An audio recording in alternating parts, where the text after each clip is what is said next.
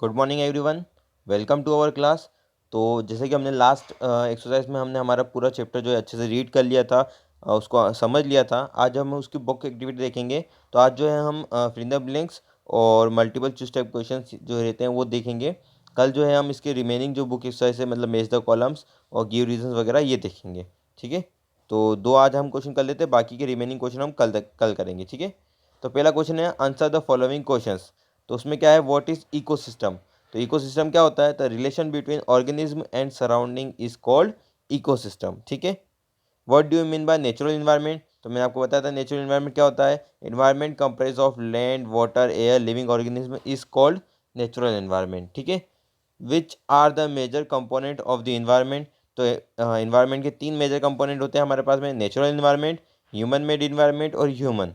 ठीक है।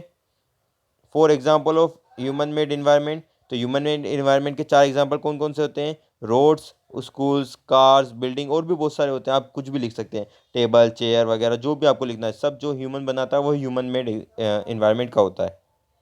What is lithosphere. तो जो सबसे ऊपर की परत होती है हमारे अर्थ सरफेस की, उसको हम क्या बोलते हैं, लिथोस्फीयर बोलते हैं। ठीक है। Which are the two major component of biotic environment. तो बायोटिक एनवायरनमेंट के कौन से दो मेजर कंपोनेंट है, तो बायोटिक में लिविंग ऑर्गेनिज्म आते हैं, और लिविंग में मतलब एनिमल और प्लांट। ठीक है। What is biosphere.